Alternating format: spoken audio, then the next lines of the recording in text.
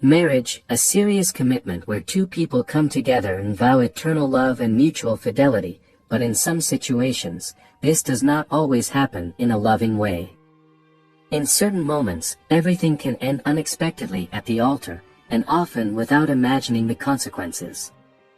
In this story, we will discuss a case where this happened. Peter and Jasmine were a couple who had been dating for 4 years, engaged and committed to each other. They seemed to love each other deeply, and both families seemed to approve of the relationship. Everything was going well.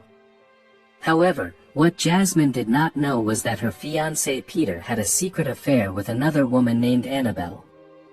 They had been having an affair for 2 years, but Peter never left Jasmine. Jasmine loved Peter with all her heart and thought she had found the true love of her life. Peter was willing to end his relationship with Annabelle and move forward with Jasmine, as he didn't want to be seen as shameless and unfaithful, and saw Annabelle as just a passing fling. But weeks before the wedding, Annabelle had news for Peter. She was pregnant, and the child was his. At that moment, Peter felt a range of mixed emotions, but his child could not grow up without a father, so he decided to be with Annabelle, and this ultimately brought them closer together. The unfaithful couple made vows of love and promised to be together forever, with their child uniting them. The wedding day arrived, and everyone was waiting for the union of Peter and Jasmine. Jasmine was excited and happy. Her friends and family looked on joyfully, unaware of what was about to happen. An hour passed, and Jasmine grew anxious about the groom's delay.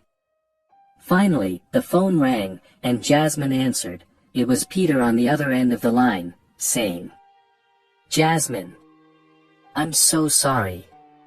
But we can't get married. I love another woman, and we're running away together. I'm so sorry. I wish you happiness. She's pregnant, and we're having a baby. My child won't grow up without a father." Jasmine was shocked and devastated. Over the phone, she said, "How can you be such a scoundrel? Peter, you are despicable. You deceived me all this time." And Peter, nervous, replied, "I'm so sorry, Jasmine. I didn't want it to be like this. I was in a hidden relationship with Annabelle. But I never left you. I had confused feelings. But now I've found out I love Annabelle, and I'll live with her and my child. Forgive me. I wish you happiness and hope you find another man who truly loves you. It wouldn't be fair to keep deceiving you and myself. I'm sorry, Jasmine." In tears, Jasmine said, "I did everything for you, and this is how you repay me. Okay. I'll just tell you one thing. In this life, everything is paid back, and one day life will charge you for what you did to me. This isn't a curse. It's fate." And Jasmine hung up on Peter. With a sad and disappointed expression, she told the guests, "To everyone here, it is with great sadness that I announce there will be no wedding. The groom broke up with me over the phone and ran off with his pregnant lover. Peter is a disgrace and a shameless man. He deceived me and made me look like a fool. I'm so sorry, everyone. You're free to go. If you want to take your gifts back, that's fine." At that moment, everyone looked at Jasmine with pity as she was heartbroken and devastated. Peter's family apologized for what happened, saying they didn't raise him like that and never intended for Jasmine to suffer. Jasmine saw that her fiancé's family was not at fault and said goodbye to them. Still wearing her wedding dress, she left the venue, supported by her own family. Jasmine suffered a great deal, and her parents and siblings supported her through it all. Her friends also stood by her side. Meanwhile, on the other side of town at an airport, Peter and Annabelle boarded a plane and moved to another state to escape the disapproving and indignant glances they would face from people. Annabelle and Peter lived their lives and were now a family. Jasmine cried and was utterly devastated by the wedding that never happened. She became increasingly depressed and sad. 3 years later, after several psychiatric treatments and with the help of her family and friends, Jasmine bounced back. She started running, going to the gym, studying, and working at a company.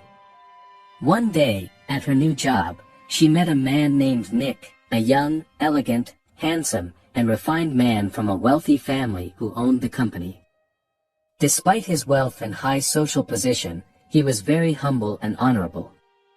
Jasmine was Nick's secretary, and he treated her very well. He never used his power to humiliate or abuse his employees and subordinates, always treating everyone with equality and justice.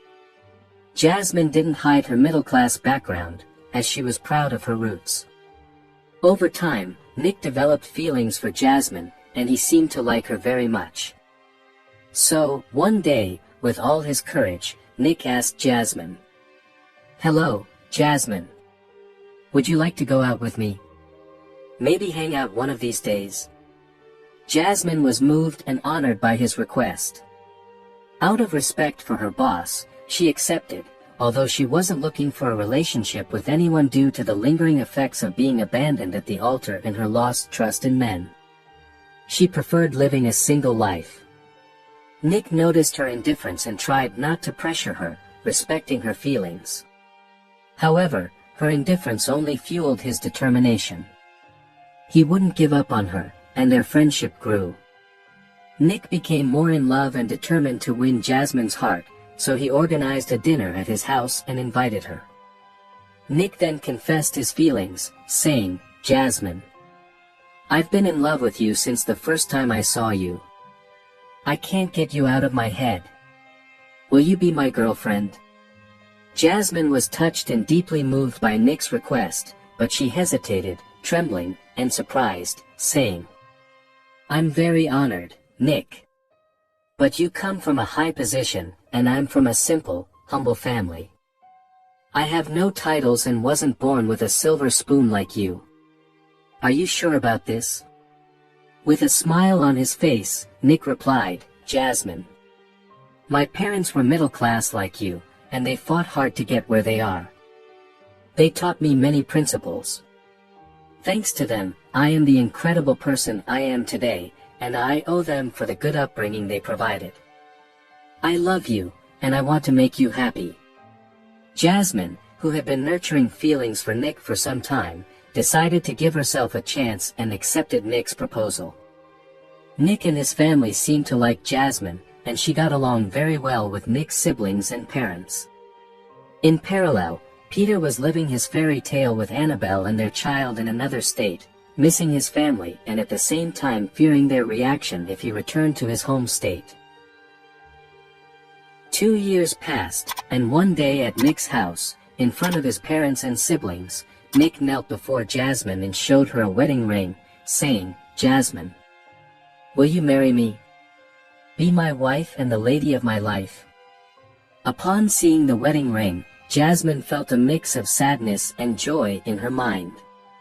Seeing Jasmine's reaction, Nick asked, "What's wrong, my love? Did I make a mistake? Tell me what's wrong, and I'll fix it right away." Jasmine, moved, said, "No, Nick. You didn't do anything wrong." But seeing this ring brought back memories.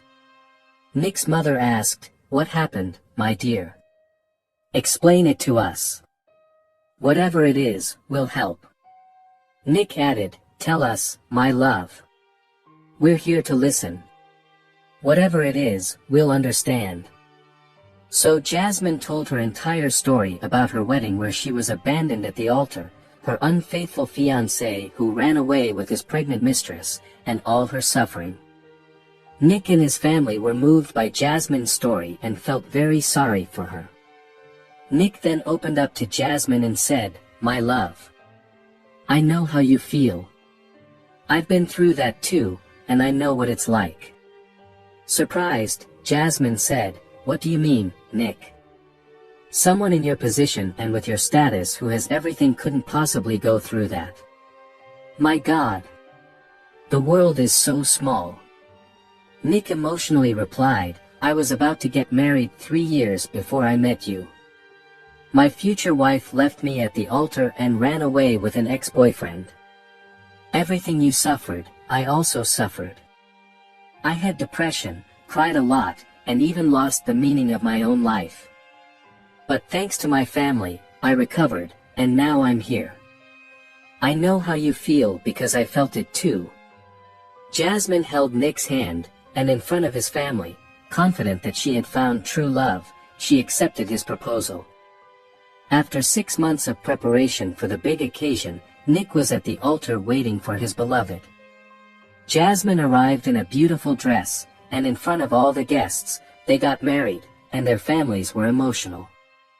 3 months later, Jasmine was pregnant, which left Nick overjoyed. The happiness of motherhood and fatherhood made the couple very happy. Meanwhile, Peter and Annabelle were living their fairy tale, but they were about to be surprised. One day, Annabelle and Peter were at their home when someone knocked on the door. To their surprise, a ghost from Annabelle's past appeared in her life. It was a man named Blake. Nervously, Annabelle said, "I can't believe it. How did you find me, and what are you doing here, you idiot?" Also nervous, Blake replied, "It doesn't matter how I found you. Where's our son? I want to see our son." Screaming, Annabelle said, "Get out of here. Leave now." However, Blake grabbed Annabelle and said, "It doesn't matter. I want both of you. You and our son. I love you both." Blake hugged Annabelle and kissed her on the mouth. At that moment, Peter arrived and saw the scene, saying, "Annabelle, what are you doing with this guy? I want an explanation." At that moment, Blake sarcastically said to Annabelle and Peter, "You traded me for this guy. A guy who left his fiancée at the altar and is raising another man's child. What an idiot are you?" Angry, Peter tried to confront Blake, but Annabelle tried to calm them down. Mockingly and sarcastically, Blake said to Peter, "That boy you're raising isn't your son. I'm the real father of this child." Surprised, Peter said, "Annabelle, tell me this is a lie." Nervous and stuttering, Annabelle didn't know what to say. Blake continued, "In fact, this woman was with you only to get money from you all these years. You can do a DNA test. She didn't tell me about the pregnancy, and I found out through a friend. She was with both of us. But the real father is me." At that moment, Peter's world collapsed, and everything he believed in turned out to be a huge lie. In tears, Peter said, "How could you do this, Annabelle? I left my future wife at the altar to be with you. I fled to another state, left everything for you, and this is how you repay me." Crying, Annabelle said, "Think of the boy. He's not to blame for anything." Peter replied, "Enough. Annabelle, you won't manipulate me anymore. Here's the real father of this child. I'm not obliged to support a child that isn't mine. But since this house is in your name and I gave it to you as a gift, you can keep it. But my financial help is over. I regret leaving a wonderful woman like Jasmine for someone like you.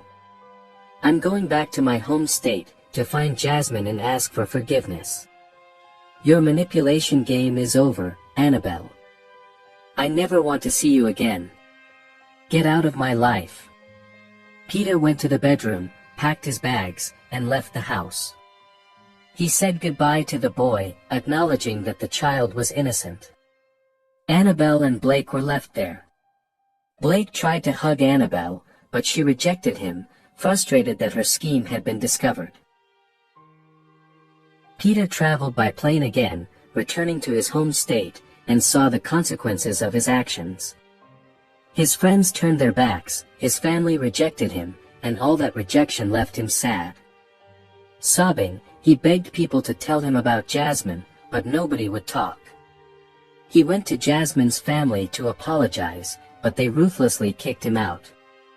Only one friend gave him Jasmine's address, warning him he wouldn't like what he'd see, and Peter went to visit her, to ask for her forgiveness and try to win Jasmine back.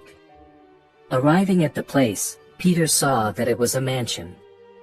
Jasmine was caressing her 7-month pregnant belly. Peter knocked on the door, and Jasmine answered, surprised, and said, "Peter. It's been a while, huh? I haven't seen you since you left me at the altar and ran away with your pregnant mistress." In tears and on his knees, Peter said, "Jasmine.